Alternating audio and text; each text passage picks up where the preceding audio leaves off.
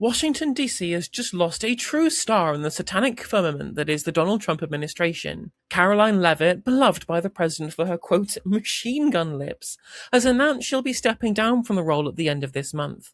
Aged 27 when she got the job, she was the first member of Gen Z to hold the position, quickly proving that yes, that generation can be evil too.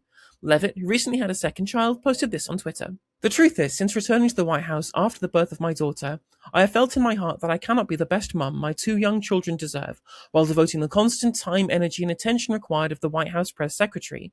And that is why I have ultimately made the bittersweet decision to depart the White House and embark on a new chapter in my life. Known for her bullying manner and impressive elasticity with the truth, Leavitt was beloved by Trump's MAGA base as she used her podium to justify illegal war, curb side street murders of American citizens by armed militias, and global tariffs that threatened to sink the United States economy. Clips of her attacks on the American press regularly went viral, as did her skillful dodges of questions related to Jeffrey Epstein. But what mattered most was that Trump loved her, declaring that no president had ever had a better press secretary than Karoline. Let's have a look at some of those hits. You ever paid a tariff? Because I have. They don't get charged on foreign companies, they get charged on the importers. And ultimately, when we have fair and balanced trade, which the American people have not seen in decades, as I said at the beginning, revenues will stay here, wages will go up, and our country will be made wealthy again. And I think it's insulting that you are trying to test my knowledge of economics and the decisions that this president has made. I'm now regret giving a question to the Associated Press. Did the president ever spend hours at Jeffrey Epstein's house with a victim? These emails prove absolutely nothing other than the fact that President Trump did nothing wrong. Why was Renee Good unfortunately and tragically killed? Are you asking me my Yeah. opinion? Because an ICE agent acted recklessly and killed her unjustifiably. Oh, okay. So you're a biased reporter with a left-wing opinion. What do you want me to do? Yeah, because you're a left-wing hack. You're not a reporter. You're posing in this room as a journalist, and it's so clear by the premise of your question. And you and the people in the media who have such biases but fake like you're a journalist, you shouldn't even be sitting in that seat.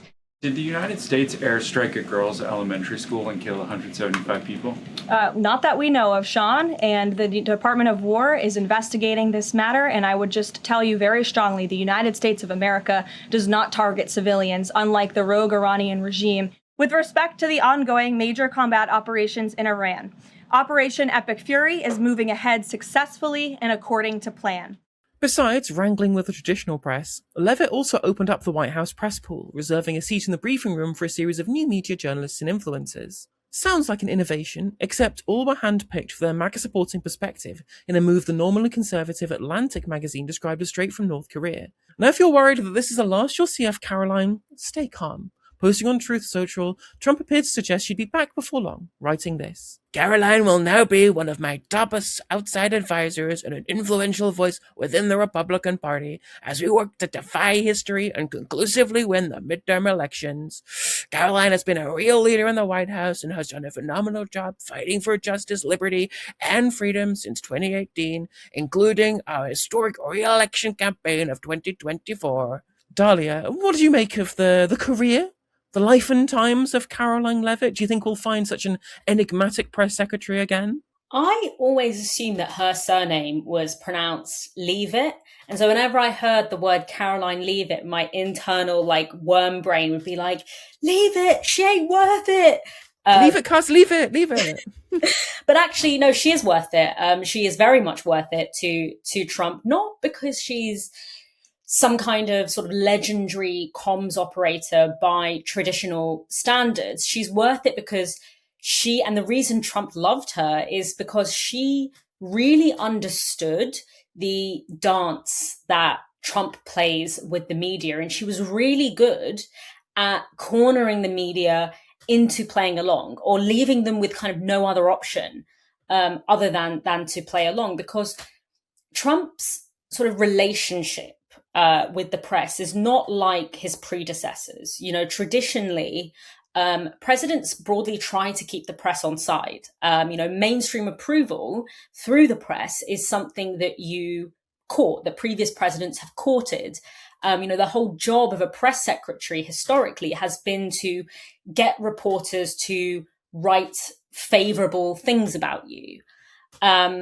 with Trump, it's the opposite. With Trump, the media actually is there to look like an adversary, like the enemy, because Trump's contract, the political contract, is not to actually dismantle elite powers that, have made the lives of most people in the US worse, but it's to look and feel like something that is dismantling that power. It's to look and feel like a brick that people can throw into the sort of glass house of the establishment, also, all whilst making sure that all those vested interests are allowed to kind of, corporate corruption is able to continue, that fundamentally sort of the flow of capital is not really disturbed. So even though it kind of looks hostile and broken, it's actually working quite well. The hostility is sort of part of the performance of Trumpism, and it's a performance that needs the media to kind of show up and play its part. That's why, Trump would never cancel those press briefings, even though he constantly threatens to, or he constantly threatens to ban journalists from it or ban media outlets from it. He'll kind of ban them for a couple and then always bring them back in, because they're actually really important, because those kind of staged fights keep a signal, like, is how he keeps signaling, I'm on your side against them, all whilst, cutting welfare, allowing corporate corruption to run rampant, dragging the US into more wars, doing things that are generally actually quite unpopular. So Karoline Leavitt, not Leavitt, was really good at playing that role. She was really good at generating these clips of herself, telling reporters off and clapping back and being rude and seeming really bullish. And on like a purely kind of like emotional, like libidinal level, that felt really good to watch for a lot of people. And it was really important to Trump's emotional contract with his voters. And I guess it kind of always put those of us who have a kind of long-standing, sensible critique of the media in a really odd spot, because obviously, Trump's critique of the press is not our critique.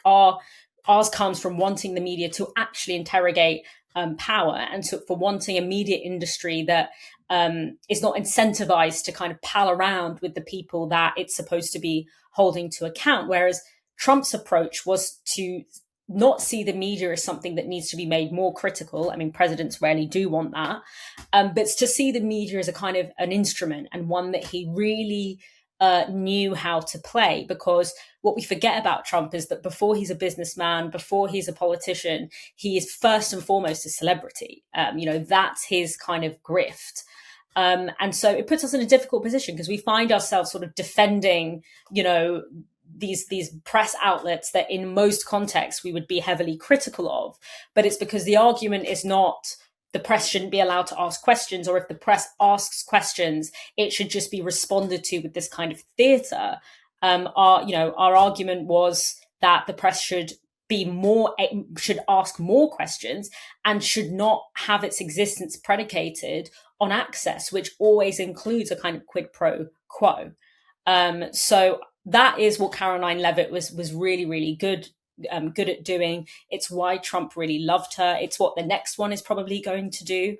But as for whether or not we're going to see more of her, when people say I'm resigning from this because I want to spend more time from my family, we rarely see them actually spend more time with their family. More often than not, it's to open a new chapter of their career. And I'm sure that Leavitt will go on to do what many press secretaries in recent history have done, which is go on to have sort of their own career as a political commentator of some kind. It's an interesting point that you made about the kind of the choreographed dance between the media and Trump to be able to raise his profile, raise his celebrity. What's interesting is I think I can tell a politician who's done the similar kind of political strategy, and it's Zach Polanski. So I don't know if you've seen this, but Zach Polanski does this very frequently. He'll find negative articles about him from the media more broadly, will post it on social media to his followers and just go like, this is what the media is saying about me. They're not engaging in good faith. The media are trying to smear me. If you really want the politics of hope, you can join the Green Party, for example. And it's a symbiotic relationship, because the more that these articles have their profile raised, I presume it leads to more hits for whatever website or whichever newspaper has published this particular article, and the more that allows them to justify more articles smearing Zach Polanski, and the more it gives Zach more ammunition to go to his followers and say, look, establishment media still doesn't like me very much, and they keep posting it, and people lap it up. I think it's a really interesting dynamic there. Yeah, and I think the difference between Trump and Polanski is that when Trump feels like there's, that particular outlet hasn't been fair to him, he'll just kind of go on a rampage and just be like, oh, the failing New York Times, their ratings are low, their sales are low, they're just a bunch of losers. And Zach Polanski will call them a loser as well, but more often than not, he'll pivot it towards, this is actually the issue that you should be caring about, and this is actually the solution that we have to that issue, and is actually able to present an offering that actually makes sense. Whereas with Trump, it's just theater. It's you. Yes, it's that same kind of using the weight of the press against you. But in his case, it is pure theater to cover for the fact that his actual politics don't fulfill any of the material promises that he's made to his base. Whereas I would hope that, if Polanski was prime minister, that would not be the case. Well, exactly, yeah. Like, Polanski is being attacked because he provides policies that are unhelpful to the establishment that they oppose, like taxing the rich and more public investment, more nationalization in dealing with the climate crisis, whereas Trump is promising basically very little. He is hurt by the press because it undermines his own sense of self, it undermines his ego, whereas Polanski doesn't like the press because it's undermining a political prospectus to help the many, not the few.